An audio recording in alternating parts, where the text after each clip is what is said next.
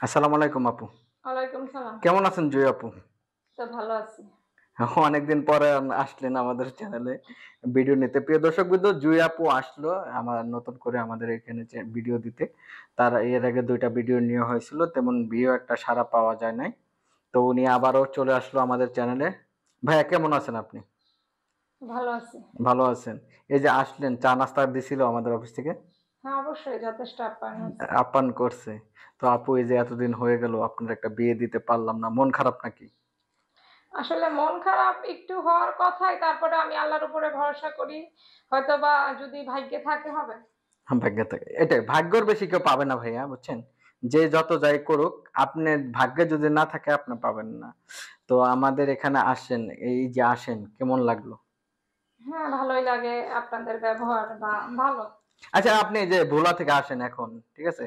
বরিশাল ভোলা। এখন কি বাসে আসেন পদ্মা সেতুতে নাকি ফেরিতে?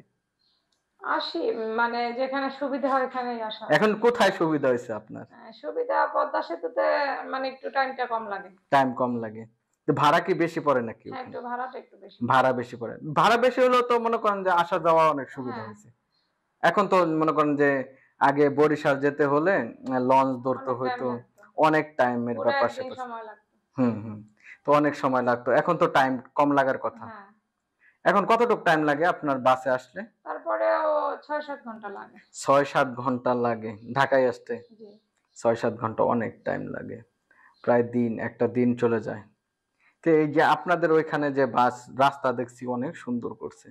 রাস্তাঘাট অনেক সুন্দর। আগের চেয়ে যোগাযোগ ব্যবস্থা অনেক ভালো হইছে। জি। আচ্ছা, আপনাদের এলাকাটা কি এখন মোটামুটি উন্নত হইছে নাকি? হ্যাঁ, আগের থেকে এখন অনেকটাই উন্নত। না গ্রাম এলাকা, একদম গ্রাম এলাকা নাকি একটু উন্নত?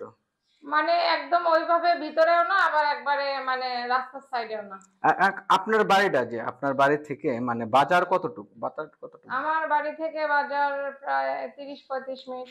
৩০-৩৫ মিনিট। কি হেঁটে যেতে হয় নাকি গাড়ি ঘোড়া আছে? না, গাড়িতে। গাড়ি মানে না, ওই অটো। অটো? জি। আগে না ওইদিকে মানে শুনছি যে বরিশাল ওইদিকে মোটরসাইকেল চলে। মোটরসাইকেল পাওয়া যায় না? না, এখন অটো। এখন অটো আছে। এখন যেহেতু যোগাযোগ ব্যবস্থা ভালো। অটো তো নিষিদ্ধ করে দিতে চাইতেছে। এখন অটোতে কিভাবে না গেলে পরে আপনাদের বাড়িতে যাবো কিভাবে? তখন একটা ব্যবস্থা করে যাওয়া যাবে। এখন কি হাইটা যাবো নাকি? হাইটে যাবেন কেন? হোন্ডা আছে, হোন্ডায় যাবেন। ও, আপু কিছু মনে করেন না, একটু মশকরা করি। আসলে ভিডিওর মধ্যে একটু হাসি ঠাট্টা না থাকলে আসলে বেশ একটা ভালো লাগে না। তো যাই হোক, আপনার বাড়িতে যাই যদি আমরা যদি যাই, তো আপনারা আপ্যায়ন করবেন? অবশ্যই আপনার ভাগ্যে যতটুক থাকে। কারণ যার রিজিকে যতটুক থাকে সে কিন্তু অতটুকুই পাবে। আচ্ছা, আপনাদের বাড়ি থেকে নদী আছে কাছে নাকি নদী আছে? কাছাকাছি নদী না, কিন্তু বরিশাল দেশে আবার সবারই পুকুর থাকে বাড়ি। পুকুর থেকে। নদী নাই? নদী আছে, ওইটা দূরে। দূরে? জি। এই নদীতে ইলিশ মাছ পাওয়া যায় না? হয়তোবা পাওয়া যায়, আমি ও তো কখনো ধরিনি। আপনি জানেন না? ইলিশ মাছ কিন্তু ভাই আমার অনেক প্রিয়, বুঝছেন? যদি বলেন যে পাওয়া যায় তাহলে একদিন যাবো আপনার বাসায়, ইলিশ মাছ খেয়ে আসলাম। না পাওয়া গেলেও আপনাকে কিনে খাওয়ানোর চেষ্টা করব। তাই নাকি? জি। থাকগা ভাই, আমরা কিনে খেতে পারবো। আপনার এত কষ্ট দিব না। তো যাই হোক, যদি ভাগ্যে থাকে আল্লাহ যদি একটা বিয়ে-শাদির ব্যবস্থা করতে পারি, অবশ্যই আপনাদের বাড়িতে যাওয়া লাগবে। তখন আমরা যাবনি। তো যা আপনার যে ছোট বোন, জি। ও কি করে? ও কিছু করে না, পড়াশোনা করে। কোন ক্লাসে পড়ে? 6 এ পড়ে। 6 এ? অনেক ছোট। জি। ও, এখন এই লেখাপড়ার খরচটা কিভাবে হয়? ওটা ওই যে বললাম না যে আমার আমি যখন গার্মেন্টস এ চাকরি করছি আমার কিছু টাকা আছে ওখান থেকেই। এখন মনে করেন যে মনে করেন কিছু না কইরা যদি রাজার গোলা মানে কিছু কর্ম না কইরা খাওয়া হয়, রাজার গোলাও তো থাকে হ্যাঁ, না। অবশ্যই। এখন মনে করেন যে এটা খাইলেন, পরবর্তীতে কিভাবে চলবেন? পরবর্তীতে দেখা যাক, যদি প্রতিবেদনে আসছি, যদি ওরকম কেউ মানে কাউকে যদি পাই মনের মানুষ, তাহলে হয়তোবা ২ জনে সেও কিছু করলো, আমিও কিছু করলাম। তো পরিবারকে তো টানতে পারবোই। মানে প্ল্যান কি এখন পূর্বের আবার গার্মেন্টস এ চাকরি নেওয়ার চিন্তা ভাবনা আছে কোনো?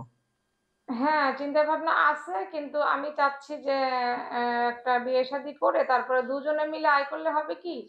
মানে তার আয়টা দিয়া আমাদের সংসারটা চললো। আর আমি যেটা আয় করলাম ওইটা দিয়েও সংসার চললো। ভবিষ্যতের জন্য কিছু রাখলাম। যেহেতু আমার বাবা নেই, আমার গার্ডিয়ান তো আমারই দেখতে হবে টুকটাক। এরকম একটা প্ল্যান আছে। ধরেন আমি আপনাকে একটা প্রশ্ন করি। পার্সোনালি আমার দিক থেকে, কারো কথা না। ধরেন আপনি এখন পরিবারের বড় মেয়ে। যেহেতু ভাই নেই, ঠিক আছে?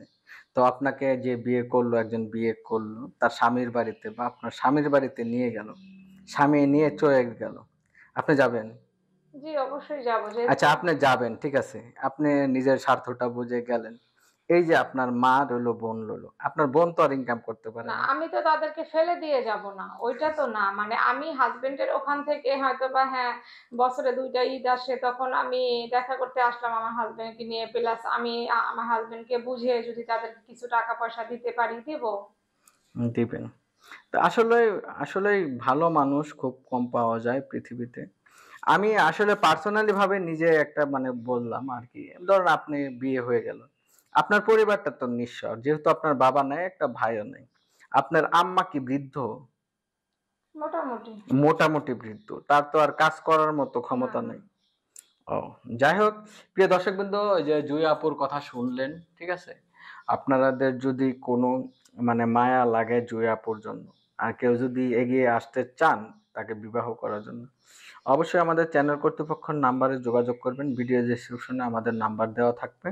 উনার সাথে যোগাযোগ করে দেওয়ার ব্যবস্থা করব। তো সবাই ভালো থাকবেন। এই যে একটা অবলা অসহায় একটা মেয়ের পাশে যে দাঁড়াতে চান, তারা অবশ্যই আমাদের সাথে যোগাযোগ করবেন। সবাই ভালো থাকবেন। আসসালামু আলাইকুম।